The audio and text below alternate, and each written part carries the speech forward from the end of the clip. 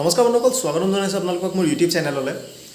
বিশেষ ভিডিঅ' বিশেষ কথা, বহুত গুৰুত্বপূৰ্ণ কথা। আপোনালোকে হয়তো এই বস্তুবিলাকৰ ওপৰত আপোনালোকে অকণো ভাবিব নিবিচাৰে আৰু সেইবাবে হয়তো অসমত এনেধৰণৰ স্কেমবিলাক বহুত বেছিকৈ হ'বলৈ লৈছে। আৰু এই স্কেমটো সৰু সুৰা স্কেম নহয়, এই স্কেমটোৰ লগত 74,000 লাৰ্ণাৰ্ছ জড়িত হৈ আছে আৰু সেই 74,000 লাৰ্ণাৰৰ তেওঁলোকৰ ফেমিলিৰ মানুহ জড়িত হৈ আছে ইয়াৰ লগত। তো মই কিহৰ কথা ক'বলৈ গৈ আছোঁ, ভিডিঅ'টো আপোনালোকে শেষলৈকে চাব, তেতিয়ালৈকে আপোনালোকে ভালদৰে গোটেই কথাখিনি বুজি পাই যাব। চ' আহক এতিয়া বেছি দেৰি নকৰি আমি ভিডিঅ'টো আৰম্ভ কৰোঁ। তো বন্ধুসকল চাওক, মই বাৰে বাৰে দুটামান ভিডিঅ' মই আপোনালোকক দি আছিলোঁ যে গুৱাহাটী ইউনিভাৰ্চিটি হয়, গুৱাহাটী বিশ্ববিদ্যালয় অসমৰ এখন আগশাৰী বুলি ক'বলৈ গ'লে ভুল হ'ব, অসমৰ সবাতোকৈ পুৰণি এখন ইউনিভাৰ্চিটি, যিখন আমাৰ 1948 চনতে স্থাপন কৰা হৈছিলে। সেইখন ইউনিভাৰ্চিটিৰ এটা মুক্ত প্ৰতিষ্ঠান যিটো কয়, অৰ্থাৎ open and distance learning idol, institute of open and distance learning, অৰ্থাৎ যিসকলে ৰেগুলাৰ কোৰ্চ যিসকলে পঢ়িব নোৱাৰে তেওঁলোকে পঢ়িব পৰা এটা সুযোগ চৰকাৰৰ ফালৰ পৰা বা UGC ফালৰ পৰা দিয়া হৈছিলে। ডিষ্টেঞ্চ এডুকেশ্যন কাউন্সিলৰ তত্বাৱধানত বনোৱা হৈছিলে আইডল বুলি কয়। অ'কে, চ' ৰেগুলাৰ যিখিনি কোৰ্চেছ থাকে ইউনিভাৰ্চিটিত সেইখিনি চলি থাকিব আৰু তাৰ পৰিৱৰ্তে যিসকলে ৰেগুলাৰ এটা মানে কলেজত গৈ পেলাই পঢ়িব নোৱাৰে তেওঁলোকে আইডলত অৰ্থাৎ ডিষ্টেঞ্চ মোডত তেওঁলোকে শিক্ষা গ্ৰহণ কৰিব পাৰে। চ' এই আইডলৰ অধীনত বহুতো চেণ্টাৰ আছে, প্ৰত্যেকখন প্ৰায় এইফালৰ আমাৰ মিডল আছামৰ প্ৰায়খিনি কলেজতে আইডলৰ এটা এটা চেণ্টাৰ আছে। চ' আইডলৰ বিষয়ে মই কিয় ক'বলৈ গৈ আছোঁ, আইডলত এটা ভয়ংকৰ দুৰ্নীতি হৈছে আৰু এটা ভয়ংকৰ স্কেম হৈছে। ইমান ডাঙৰ এটা স্কেম আপোনালোকে ভাবিব নোৱাৰে যে এইটো কি হৈ আছে। 2019 চনত কাৰ আন্দোলনৰ ঠিক অলপমান আগতে এইটো এটা কেগ বুলি কোৱা হয়, controller and auditor general of India, তেওঁলোকৰ ফালৰ পৰা এটা ৰিপৰ্ট অহা হৈছিলে যে গুৱাহাটী ইউনিভাৰ্চিটিৰ যিটো আইডল আছে, আইডলৰ অধীনত 21টা যি তেওঁলোকে কোৰ্চ তেওঁলোকে পঢ়াই আছে ল'ৰা ছোৱালীক, তাৰ ভিতৰত মাত্ৰ 8টা কোৰ্চে এপ্ৰুভ আছিলে আৰু বাকী তেওঁলোকে 2010 চনৰ পৰা 2016-17 বৰ্ষলৈকে তেওঁলোকে প্ৰায় 74,000টা ষ্টুডেণ্টক তেওঁলোকে ভুৱা ডিগ্ৰী প্ৰদান কৰিছে। অৰ্থাৎ এই যি 21টা মানে কোৰ্চৰ কথা কোৱা হৈছে, এই 21টা কোৰ্চৰ বাদে মানে এই 21টা কোৰ্চ তেওঁলোকে পঢ়াইছিলে, কিন্তু এই 21টা কোৰ্চৰ মাত্ৰ 8টা কোৰ্চতহে এপ্ৰুভেল আছিলে UGC DEC ফালৰ পৰা বা তেনেধৰণৰ AICTE বা IGNOU যিয়ে হওক তাৰ পৰা এপ্ৰুভেল আছিলে। কিন্তু এই তেওঁলোকে যি 21টাত তেওঁলোকে নামভৰ্তি কৰালে, 8টাৰ বাদেতো বাকী গোটেইখিনি আছিলে, সেইখিনিত যিসকলে পঢ়িছিলে প্ৰায় 74,000 learner over the tenure of 7 years, 2010, 11, 11, 12, 12, 13, 13, 14, 14, 15 and 15, 16 and 16, 17. চ' এই যিকেইটা বৰ্ষ আছিলে সেই বৰ্ষত প্ৰায় 74,000 লাৰ্ণাৰৰ পৰা 39,06,00,000 টকা আইডলে ইলিগেলি তেওঁলোকে উঠাইছিলে। যেতিয়া কেগৰ ফালৰ পৰা প্ৰশ্ন কৰা হ'ল যে আপোনালোকে এনেধৰণে কিয় আপোনালোকে ল'ৰা ছোৱালীখিনিক পঢ়ালে, কিয়নো মানে UGC ফালৰ পৰা কৈ দিয়া হৈছিলে যে এই যিখিনি লাৰ্ণাৰ আছে, এই লাৰ্ণাৰখিনি যিকেইটা এপ্ৰুভেল নাছিলে কোৰ্চবিলাকত, সেই কোৰ্চত যোনে যোনে পঢ়িছিলে তেওঁলোকৰ ডিগ্ৰীবিলাক ইনভেলিড হ'ব। গুৱাহাটী ইউনিভাৰ্চিটিয়ে ডিগ্ৰী দি দিছে আইডলৰ ফালৰ পৰা, আইডল বুলি নহয়, এইটো গুৱাহাটী ইউনিভাৰ্চিটি হিচাপে ডিগ্ৰীটো আহে, কিন্তু তেওঁলোকে যিটো ডিগ্ৰী পালে সেই ডিগ্ৰীটো ইনভেলিড হ'ব। অৰ্থাৎ কোনো চৰকাৰী চাকৰি বা কোনো ধৰণৰ তেনেকুৱা কাম কাজত তেওঁলোকে সেই ডিগ্ৰীটো ব্যৱহাৰ কৰিব নোৱাৰিব। তো এনেধৰণৰ কথা। তেতিয়া গুৱাহাটী ইউনিভাৰ্চিটিয়ে ক'লে যে তেওঁলোকে এফিডেভিট ফাইল কৰিব লাগে। চাওক, প্ৰত্যেকবাৰে যেতিয়া এখন ডিষ্টেঞ্চ লাৰ্ণিঙৰ কোৰ্চ তেওঁলোকে পঢ়াব বিচাৰে, তেওঁলোকে পঢ়োৱাৰ আগতে তেওঁলোকে সেই কোৰ্চটো এপ্ৰুভেলৰ কাৰণে UGCৰ ওচৰত তেওঁলোকে মানে এফিডেভিট ফাইল কৰিব লাগে আৰু তাৰপিছত UGC ফালৰ পৰা এখন লিষ্ট ওলোৱা হয় ডিষ্টেঞ্চ এডুকেশ্যন কাউন্সিলৰ ফালৰ পৰা যে কোনকেইটা কোৰ্চ তেওঁলোকে সেই শিক্ষাবৰ্ষকেইটাৰ বাবে তেওঁলোকে এপ্ৰুভেল দিয়ে আৰু তেওঁলোকে পঢ়াব পাৰিব। চ' এফিডেভিট ফাইল কৰিছিলে, ফল্ছ এফিডেভিট আছিলে, সেইবিলাক বহুতো ফল্ছ এফিডেভিট আছিলে। তাৰপিছত UGC ফালৰ পৰা তেওঁলোকক ধৰা হ'ল, তেওঁলোকে কৈছিলে যে আমি এপ্ৰুভেল পাম বুলি আমি পঢ়াই আছিলোঁ, কিন্তু তেওঁলোকে যিহেতু এপ্ৰুভেল পোৱাই নাছিলে তেওঁলোকে নিয়মতে সেইটো পঢ়াব নোৱাৰে আৰু সেইকাৰণে সেই বস্তুবিলাক ভুৱা হয়। UGCৰ ইয়াতে কোনো ভুল নাই, কিন্তু শোলটেকত পৰিলে কোন, যিসকল লাৰ্ণাৰ আছিলে প্ৰায় 74,000 লাৰ্ণাৰ আছিলে,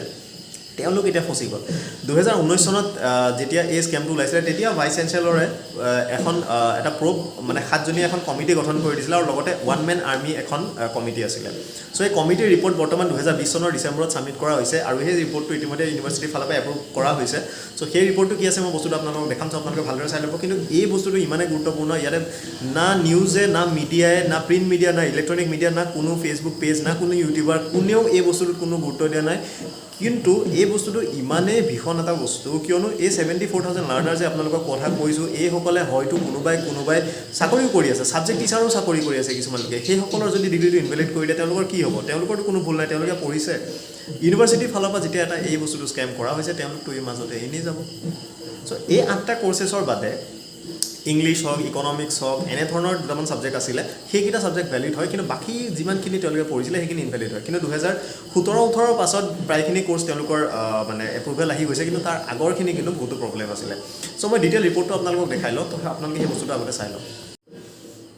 তো চাওক বন্ধুসকল আপোনালোকে তলৰ পইণ্টটো চাওক ইয়াতে লিখা আছে it pointed out that the DEC অৰ্থাৎ distance education council and the IGNOU অৰ্থাৎ Indira Gandhi national open university had clearly stated in July 2013 that courses offered by the Guwahati University through distance mode other than the 8 approved courses were not recognized by the DEC and such degrees were not valid for jobs in central government services. So এই প্ৰবলেমটো কেতিয়া হৈছিলে যেতিয়া কোনোবাই চাকৰিৰ কাৰণে apply কৰিছিলে আৰু তেতিয়া তেওঁলোকে যেতিয়া বস্তুটো সন্ধান কৰিলে যিখিনি মানে চেণ্ট্ৰেল গভৰ্ণমেণ্টৰ যিখিনি এমপ্লয়াৰ আছিলে কোনোবা এটা CRPF নে সামথিং ক'ৰবাত কৰিছিলে তো তেতিয়া তেওঁলোকে পালে যে সেই কোৰ্সটো UGC ফালৰ পৰা বা DEC ফালৰ পৰা এপ্ৰুভ হোৱা নাছিলে কিন্তু গুৱাহাটী ইউনিভাৰ্চিটিয়ে যিহেতু সেইটো ডিগ্ৰী তেওঁলোকক দিছে সো এই বস্তুটো তেতিয়া কথাটো উত্থাপন হ'ল আৰু তেতিয়াই এই স্কেমটোৰ কথা আহিলে তো কম্পিউটাৰ এণ্ড অডিটৰ জেনেৰেল কেগে যেতিয়া অডিট কৰিলে অডিটত ওলাল যে 73,912 students okay they were enrol in 19 courses out of 21 unapproved course during the year 2010-11 to 2016-17 অৰ্থাৎ 21টা কোৰ্সৰ 19টা কোৰ্সতে এই 73,912 জন ষ্টুডেণ্টক তেওঁলোকে এনৰোল কৰিছিল আৰু তাৰ পৰা তেওঁলোকে 39,06,00,000 টকা তেওঁলোকে উঠাইছিলে যিটো ইলিগেল হয় কমপ্লিটলি খালি এই দুটা কোৰ্স যেটো আছিল MSc মেথমেটিক্স আৰু PGD insurance management post graduate diploma in insurance management এই দুটা কোৰ্সত খালি কোনো এডমিশন লোৱা নাছিলে সো এইটোৰ ওপৰতে মানে কমিটি বনোৱা হ'ল কমিটিৰ ৰিপৰ্ট সাবমিট কৰা হ'ল সো ৰিপৰ্টত চাওক ৰিপৰ্টটো আপোনালোকৰ চেঞ্চেলৰলৈ পঠোৱা হ'ল চেঞ্চেলৰ হৈছে আমাৰ গভৰ্ণৰ আসামৰ গভৰ্ণৰজন চেঞ্চেলৰ হয় সো তেওঁলৈ ৰিপৰ্টটো পঠোৱা হ'ল তো ৰিপৰ্টটো পঠোৱাতে ইয়াতে দেখিলে চাওক গোটেই কথাখিনি কৈছে যে 74,000 ষ্টুডেণ্টক হয় গুৱাহাটী ইউনিভাৰ্চিটি ইৰেগুলাৰ কৰি পেলাই মানে 39 crore টকা উঠাইছে আৰু তেওঁলোকক ডিগ্ৰী দিছে যেটো কিন্তু ডিগ্ৰীটো এপ্ৰুভ হোৱা নাছিলে সেই কাৰণে সেই ডিগ্ৰীখিনি ইনভ্যালিড হয় তো আইডলে যাওক এই গোটেইখিনি বস্তু যেহেতু কৰিলে সো 7 মেম্বাৰ কমিটি এখন বনোৱা হৈছিলে মানে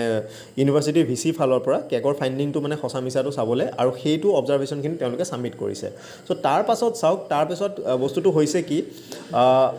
ওয়ান ম্যান যিখন কমিশন আছিলে ওয়ান ম্যান কমিশন যিটো মানে স্কেমটো প্ৰব কৰি আছিলে তো তেওঁলোকে ভাইস চেঞ্চেলৰ ৰেজিষ্ট্ৰাৰ আৰু ডাইৰেক্টৰ আইডলৰ ডাইৰেক্টৰ যি সময়ৰ যি 2010 চনৰ পৰা 2000 মানে 17 চনলৈকে যিখিনি আছিলে মানুহ তেওঁলোকে মাতিলে সো তেওঁলোকে মানে প্ৰব কৰিছে সো প্ৰব পেনেলটো হেড কৰিছে জাস্টিস আফতাব হুছেইন শইকীয়াই তেওঁলোকৰ ৰিপৰ্টত তেওঁলোকে কৈছে যে যিসকল ৰেজিষ্ট্ৰাৰ আছিলে বা যিজন ভাইস চেঞ্চেলৰ আছিলে বা ডাইৰেক্টৰ আছিলে আইডলৰ হেতু সময়ত তেওঁলোকে মানে ৰেসপন্সিবল হয় এই ইৰেগুলাৰিটিটোৰ কাৰণে তো ইয়াতে তেওঁলোকে কৈছে যে কেগে যেহেতু কৈছে যে 21টা মানে কোৰ্স আছিলে কিন্তু 21টা নহয় একচুয়ালি 23টা কোৰ্স আছিলে অৰ্থাৎ তাতকেও মানে অধিক আছিলে so 8 programs okay post graduate প্ৰগ্ৰামৰ আন্ডাৰত 8টা কোৰ্স PG ডিপ্লোমাৰ আন্ডাৰত 8টা কোৰ্স আন্ডাৰ গ্ৰেজুৱেটত 4টা কোৰ্স আৰু এটা ডিপ্লোমা প্ৰগ্ৰাম আৰু দুটা সাৰ্টিফিকেট প্ৰগ্ৰাম ওকে 2010 পৰা 17 মানে ভিতৰত দিছিলে যিকিটা আনএপ্ৰুভ আছিলে সো তাতে কোৱা হৈছে তো এই বস্তুখিনি কি হৈছে এতিয়া প্ৰবটো চলি আছে ৰিপৰ্ট যেহেতু সাবমিট কৰা হৈছে একশন কিন্তু এতিয়ালৈকে বৰ্তমান সময়লৈকে একো হোৱা নাই তো চাওক এটা বহুত সিৰিয়াস ইস্যু হয় 74,000টা ষ্টুডেণ্টৰ লাইফৰ কথা আছে তো আই হোপ এই টপিকটো যাতে অলপমান হাইলাইট হয় আৰু আপোনালোকে অলপমান সিৰিয়াসলি লওক কিয়নো বহুতে এই বস্তুবিলাক লৈ পেলাই পঢ়ি আছে কিন্তু এতিয়াও সেই মানে স্কেমটো এতিয়াও কোনো ধৰণৰ ৰিজাল্ট অহা নাই ৰিপৰ্ট সাবমিট কৰাৰ পিছতো সব ঠাণ্ডা হৈ আছে এতিয়াও নাজানো কি হয় সো আই হোপ মই ভিডিঅ'টো চাই পেলাই চাগে আপোনালোকে কথাটো অলপমান সিৰিয়াসলি আপোনালোকে ল'ব আৰু এনে ধৰণৰ আপোনালোকৰ যদি সেই পিৰিয়ডত কোনোবা লগৰে যদি পঢ়িছিলে তেওঁলোকৰ লগত ভিডিঅ'টো শ্বেয়াৰ কৰিব আৰু মোক কমেণ্টত জনাব আপোনালোকে যদি ইয়াৰ পিছতো কিবা যদি নতুন খবৰ পাইছে কমেণ্টত আপোনালোকে জনাব সো ভিডিঅ'টো ইমানেই আছিলে যদি আপোনালোকে আৰু এনে ধৰণৰ ভিডিঅ' চাব বিচাৰে চেনেলটো সাবস্ক্ৰাইব কৰি আপোনালোকে বেল আইকনটো দবাই দিব যাতে আপলোড কৰাৰ লগে লগে নটিফিকেশ্যন আপোনালোকে পাই যায় সো আজিলৈ ইমানতে সামৰণি মাৰিছোঁ আকৌ ইয়াৰ ওপৰত নতুন কিবা গম পালে আপোনালোকৰ ওচৰলৈ ভিডিঅ' লৈ আহিম সো ধন্যবাদ